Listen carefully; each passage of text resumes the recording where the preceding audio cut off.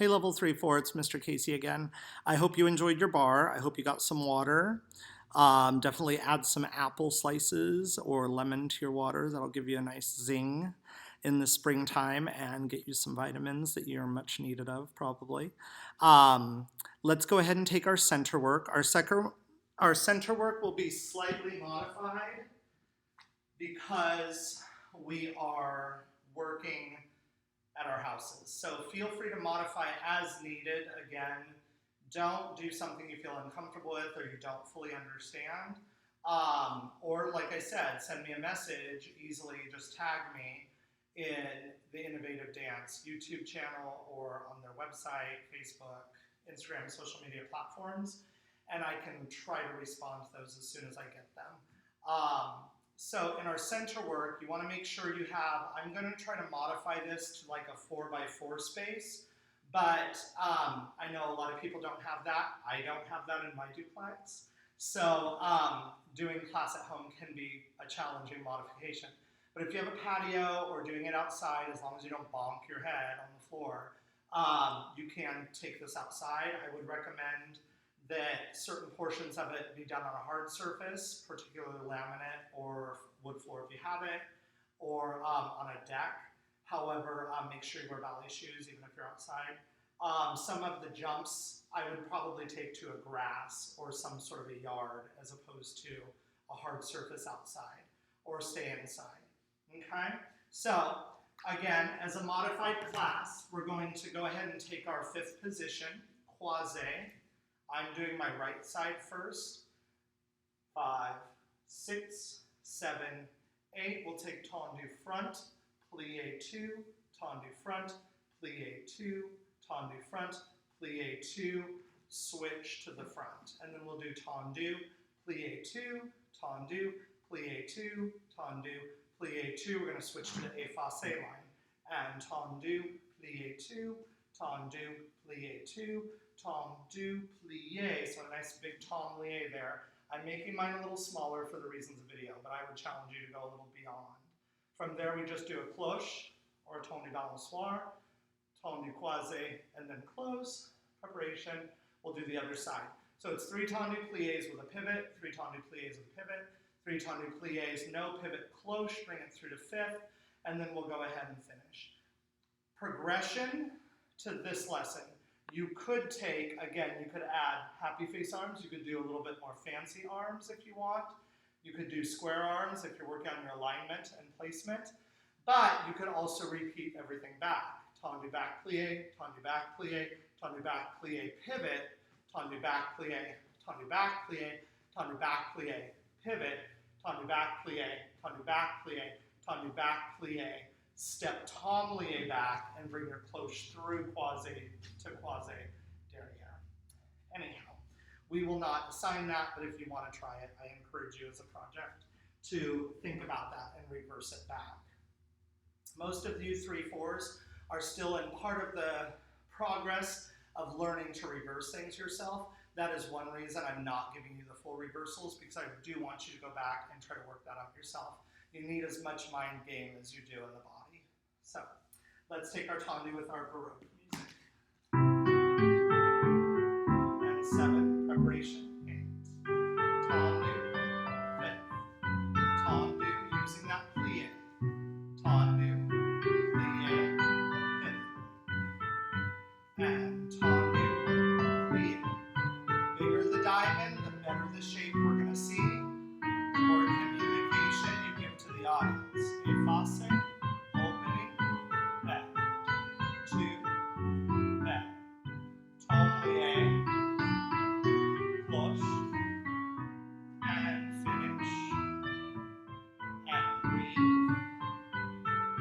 Second side. And tendu, plie. There you can see my arm, it's slowly getting out of the picture, so you gotta use that big plie so the audience can see it all. And tendu, plie, tendu, plie. Watch your alignment here, right in the center of the body. Just like a compass reading north, true north. Tendu, plie, tendu, plie, tendu, big tendu,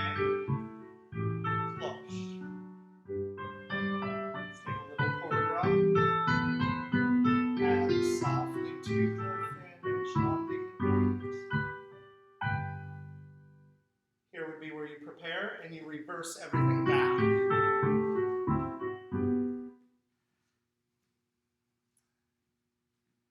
Port de bras. We're just going to do a very simple port de bras, more studying the positions. Every school of ballet, the British School, Royal Academy of Dance, the French School, the Cecchetti School, which is the Italians, the Bolshoi, the Vaganova schools, and the Russian schools, Bournonville, which is a Danish interpretation of ballet technique, and of course the Balanchine work, relatively gives their own names to positions. As a teacher, I love the theory, and I love understanding why the schools call them different names, and why they are the way they are. But ultimately, for people watching this, understand that for me, names are names. It's a simple way to memorize a position, and what matters is the way the position works on the student's body, on your body, and the way it makes you interpret the shape so that you look the best you can, as opposed to what is supposed to be, so to speak. So if I am calling things contrary to the way you were trained, numbers-wise or positions, understand that to me it is very valuable, and I love having those little critical teacher arguments about why things are called the way they are, and in what school of training they're called that. However, we use a very standard-based vocabulary so that everybody is universal. The goal is the position so much more than the language itself, at least at this level. So let's go ahead and do a port de bras, and I'm going to walk you through it. We'll do it right and left, and with the music. And then if you have any questions, again, you can tag me. First position, we'll just do a little port de bras or a demi-bras, preparatory port de bras. Arms bas to first. First belly button, opens to second. Low third, and high third. And fourth, and fifth. Wrist only there, so we don't screw up the bone alignment in our shoulders, our humerus bone, and our radius bone. Third low left. No, we go through third front, though we don't stay there. We just mark the position. Fourth, fifth, breathing and stretching. Tendu. Cross your fifth, and then everything can be done in the croisé angles.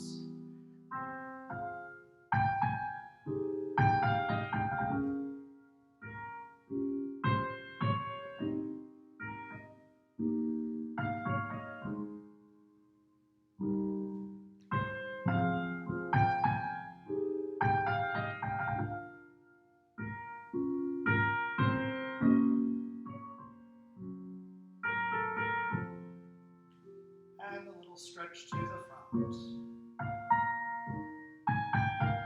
Picking your favorite spring flower.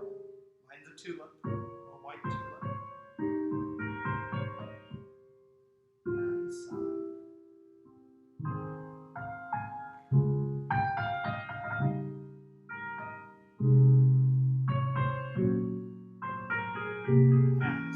And releve. Great chance to find your balance there.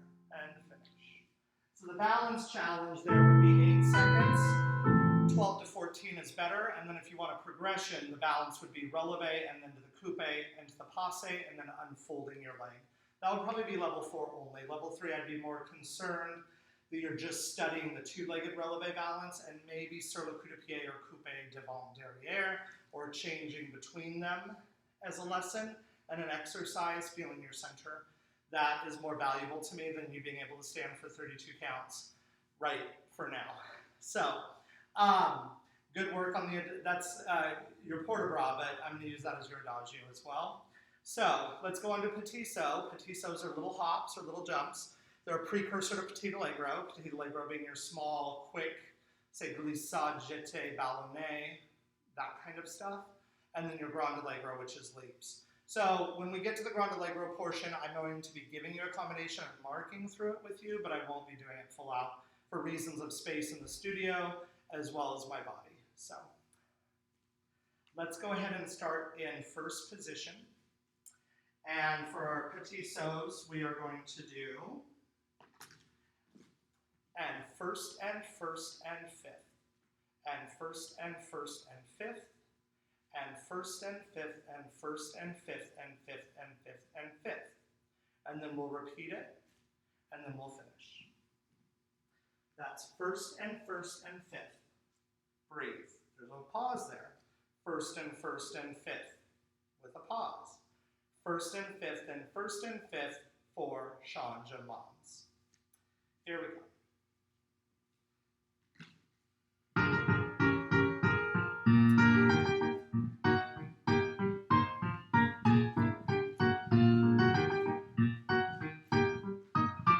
And we go right to the other side.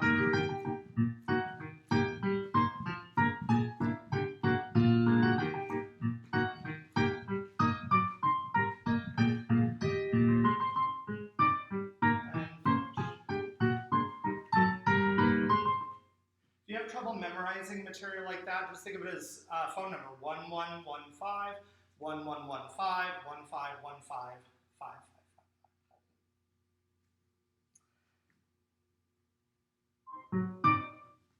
Going on to our petit allegro.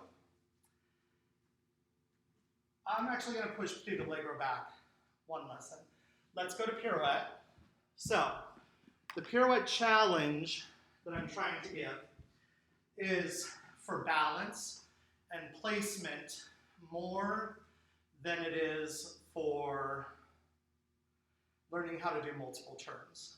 Multiple turns are not something you learn how to do, it's something you can do because you have the basics of how to do a pirouette, so to speak. Your placement, positioning, accurate, strength, flexibility in the hip in particular, calf strength to pull up that heel, spotting. All of these are necessary evils for a balance and retire or passe, let alone the pirouette itself. However, I really want to encourage you to think of pirouette as one or two being your goal. Anything extra is from good training. It's from good placement. It's from good technique. Again, you don't learn how to do multiple turns per se. You learn how to do a releve passe balance from fifth, for instance, starting in coupe and then going up to the actual retire, and then you learn it with the passe, right? When those fundamentals are covered, the idea that you could be doing a single should not be relatively an issue. So then you move to the single. Once the single is accomplished, to the double. And if you're having a comfortable time in double, en dehors, outside, en dedans, inside pirouette, multiples are just a matter of athleticism. That's why a lot of people in the ballet world, the dance world, consider them, while mandatory anymore to get a job, they are fireworks, they're tricks, they're gymnastics. They're not necessarily a sign of the art form. So, we are going to do our pirouettes in fifth. And then we'll do a fourth position and a fourth position varied pirouette. So just think of this little chapter as a pirouette study before we get to the allegros from fifth. So we have fifth position, preparation 7 and 8. Good. We'll take tendu, finding your spot, plie in fifth, and I just like a quarter turn. So your head is going to have to spot on the count of 2 where you're going, and then you just releve passe but through coupe as opposed through the actual retire position. From there you would do a quarter as well. 1, plie on the 2, up 3, down 4, way higher releve than Mr. Casey, please. 1, plie 2, up 3, down 4, 1, plie 2, up 3, down 4. Then I'm encouraging you to go to the halves. 1, spot change 2, 3, 4, 1, 2, spot change 3 and 4, then a single, 2, single, landing in fourth position, plie, releve, plie, full turn, finish. Then everything's ready on the left. So, from the left, a demonstration. So we have 7 and 8. Tendu 1, plie 2, quarter, 4. 1, plie 2, quarter, 4. 1, plie 2, quarter, 4. 1, plie 2, quarter, 4. 1, plie 2, half, fifth. That was me trying to do a full. 1, plie 2, half, fifth. 1, plie 2, single turn from fifth to the fourth lunge, releve, plie, single, and fifth. Instead of progressing that, I would probably recommend you work on that, 3s in particular. 4s, I would definitely do that, but I would probably encourage you to work towards doubles in the singles. So, single from fifth, double, releve plie, double pirouette, so that you're not stagnating in just the balances. However, that's important. You could also make it a game of counts and math if you want the extra work. Plie 1, up 2, up 3, down 4, instead of up 1, down 2. So that is an option. Just in music, I would definitely plan it for every 4 counts. It'll make it a square beat for your body to understand the rhythm patterns. We are not going to talk about lunged pirouette, which is the straight back leg and the lunged forward leg deep into the arabesque line. However, if you want to play with those, I'm fine with it. They are in your dance for the showcase this year, 2020. So you might consider it. Just a quick tutorial. The deeper the lunge, the more placed you are over the front leg, the easier it is to get up and down in those pirouettes. The funner it is too. The audience also tends to like bigger positions as opposed to safer, squarer positions. So really go for that depth and make those big. We'll do it on the left too, or right. Not exactly sure how my screen is placing, but it's always about the finish too. My favorite coach used to say the pirouette, relatively, if you have the technique and the ability, you're going to do it. But the finish is what makes a pirouette, as opposed to the preparation, which is very scientific. So consider that. Going through, make sure you get a sip of water. Since I'm talking so much, I'm going to grab one and keep the video going. I do recommend a piqué turn. These can be done outside very simply. These can be done pretty much anywhere. Going back to the pirouette shortly, sorry, forgot to mention, I would use the waltz. If you're looking at the CD that I recommended, there are numerous, because it's built for ballet classes, not just classical music, there are multiples where it'll say pirouette 1 or pirouette 2. If you're following that music, then obviously you would follow that tempo, since I didn't demonstrate it. But generally, this is the pirouette 1, which is a slow waltz. This is the one that I would do a 1, grab, up, and down. 1, grab, up, and down. 1, grab, up, and down. And 1, grab, up, and of course your quarters, your halves, your fulls, etc.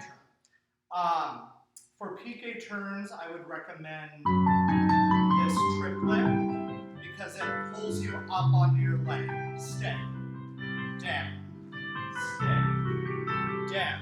And you can always double the speed in case you want to do a faster piqué turn combination. You just do 1, 1, 1, 1. So while most of you know piqué by vocabulary, I'm going to demonstrate on the right piqué turns as I prefer them. All of you have heard this. I really encourage the back leg to go through fifth as opposed to fourth position, where it's encouraging the dancer to lean back and possibly even release, especially students, as opposed to going through fifth, which allows you in a coda to dart more, to push off and out.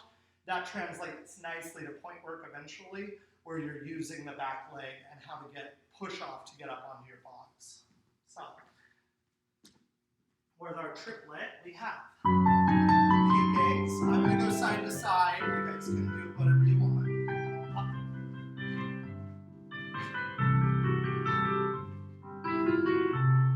Always finish your material.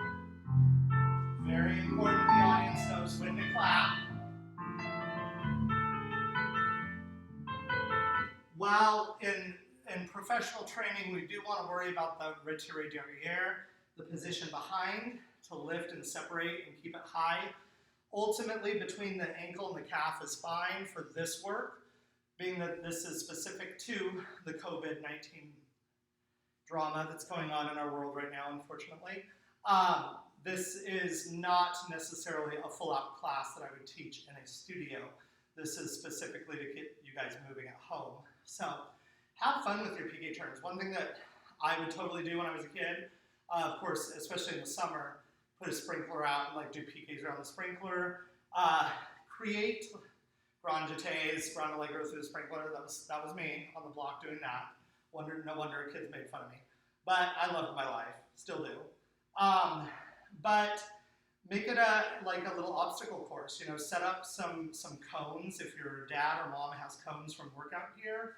My dad owned a roofing company. We had stuff all over the place that I could use to create an obstacle course and create little combinations. Like in this little square stretch of space, I'm going to do 4 piqués. And then when I get around the last 4th piqué into the next, I have to do 4 changements. And then once I get through the changements, I have to do a tombe pas de bras leap. That makes it fun, and it also gives you an opportunity to compose and to make a dance yourself. I would say that creative outlet helped me as a kid a lot. And then fluidity into teaching eventually, feeling confident and comfortable about the work I create for kids as well as dancers. So that's really a fun opportunity. And you can do anything with that. I mean, you can teach it to a brother or sister, or mom and dad, and say, okay, this is our obstacle course, this is what you have to do. And then you can even take the obstacle course away and then put your family members in a formation and say, this is what we do on the 1 phrase, then we do the 2nd phrase, and you just created a little ballet with music that you chose. That would be awesome. That was totally my family in the living room. So anyhow, from our pirouettes indoor piqués, we should be transitioning into petit allegro.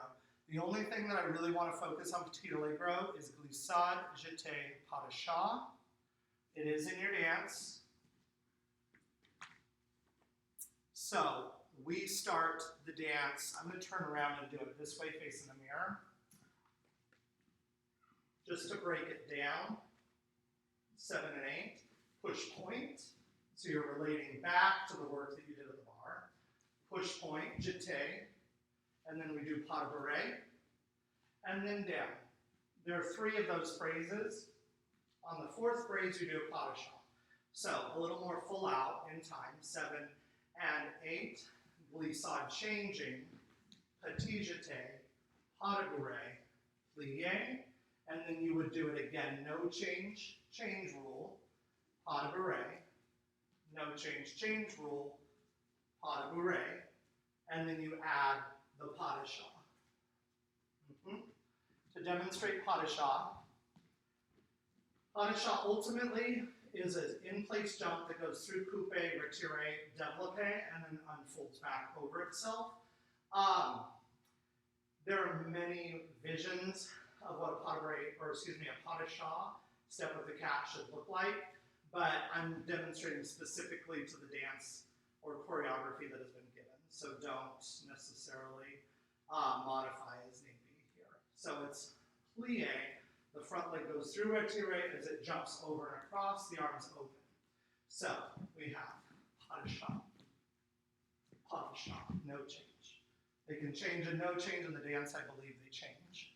Into the susu and then down.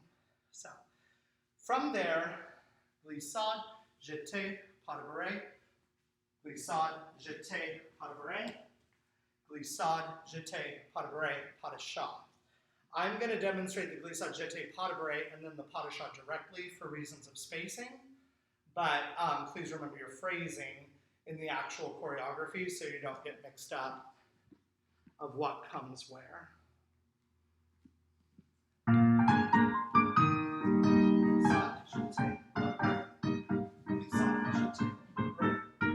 Push point, jump, get up, then your paw is shown. I guess I did have space.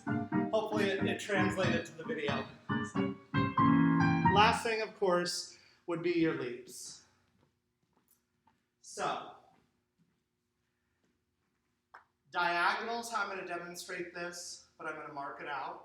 I would also encourage it to just go side to side if you want, but however, you have space to do it. So, tombe, big grand waltz here, 3/4. Pas de bourrée, glissade, failli, passe into a saut de chat, big leap, step through, step arabesque. Left side. So we have tombe, pas de bourrée, glissade failli, passe leap, saut de chat, step through, step up arabesque, step down. My challenge to you with that work is to continue doing it continuously, either zigzagging it or running back and forth, side to side, to get your heart rate up and to get moving and get a little bit of a tug on the lungs. That's what's going to keep you in shape for that work. Okay? So from there we have our reverence, which you can just do with me. So second position, we'll use an adagio for this. And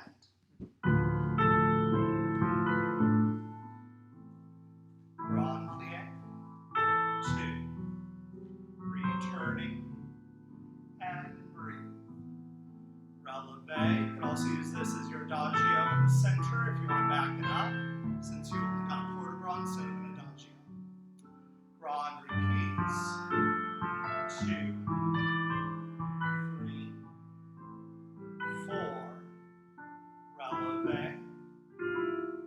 2, 3, and finish. Step out, and we would curtsy. For the ladies, gentlemen always bows. Thank you, dancers. I really miss you. I hope you can get back to dancing as much as you can at home. I'd like to remind you that while you're working at home, that you be conscientious of the work you're doing and preparing, ask questions where need be, reach out to your family as need be, reach out to me by tagging me, Mr. Casey Ballet. You can get me through Innovative Dance as well. Also, your parents will have my professional email, so I will be checking that daily, every 2 days if something goes awry, and I'm busy. But the key thing as a dancer is to remember why we're here. This is home. This is, for most of us, I know I've made my life. I've been at the studio since I was 15 years old, working through freelance work when I was a professional, to choreographing professionally for a few productions, and then into teaching. I've been teaching 17 years. This is my home, and just through times of trial and tribulation, I just really recommend that you hold close to your passions, and that will quelch any stress or fears in our lives, and it will keep us where we need to be. And luckily in dance, it keeps us healthy as well. So eat your fruits and vegetables, drink lots of water, and definitely take the time to do some work. It's great to see you, and hopefully I will see you in person soon. Send me those videos of the combos.